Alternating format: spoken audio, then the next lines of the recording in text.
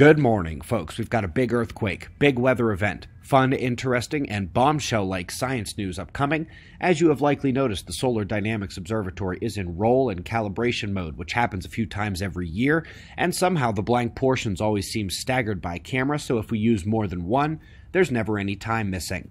Alas, let's go over to spaceweathernews.com and find the last day on our star in 193 angstroms of light, coronal hole system departing on the south.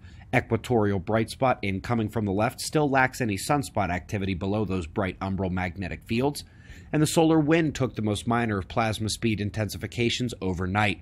That's the little hump on the right in purple, matching a similar hump below in green, that's plasma temperature, and having followed the density peak up in orange. That was only a minor coronal hole stream impact, and so geomagnetic effects from it are minuscule.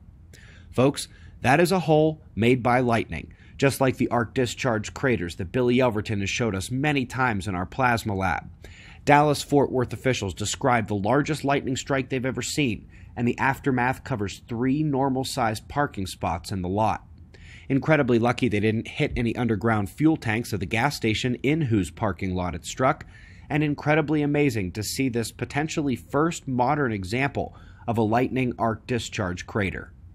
Folks, the big earthquake requires some backstory today as we set a record for the most constrained and smallest high alert coverage area in our model since its inception.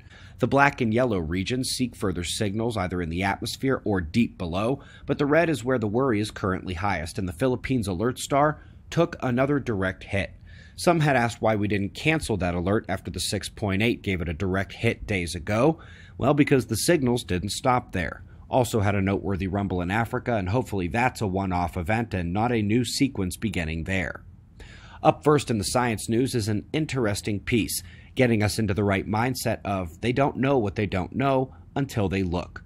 While every model of energy distribution on Earth says that it's sunlight or, in rare cases, deep ocean volcanic energy being the source determining life density, at an odd midway point of depth and with no volcanoes below, they found coral in abundances not making any sense.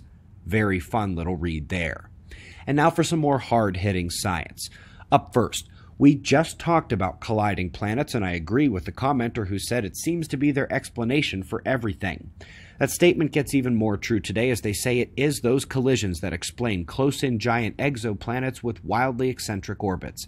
There are a ton of those around stars in the galaxy, and they can't currently explain that. Up next, a bit of Halloween fun. Can't believe the month is over already. Where did it go? But apart from the goofball antics, let's remember that this is a single star feature here.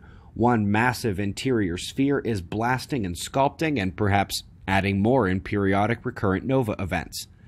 Let's go next to a nearly complete torus around a galaxy, and that's just in ionized oxygen. The full ring is there and complements the actual purpose of the study, which was to spot the phenomenal outflowing galactic winds.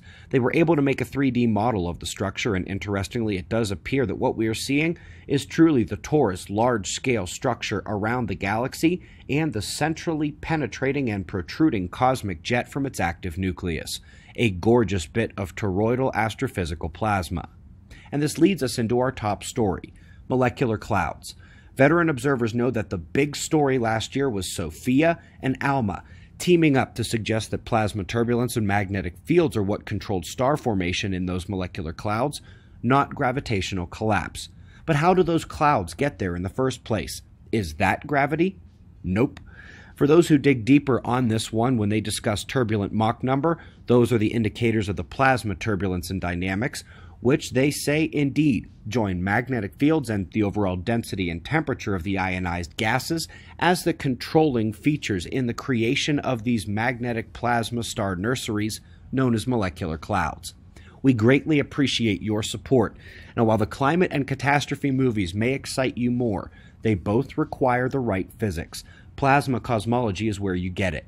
And if you don't know, we have tons of professors on that one, and the first ever declassified information from government labs after the 30-minute mark. It took a lot for us to be able to share that, so give it the time if you care about any of these topics.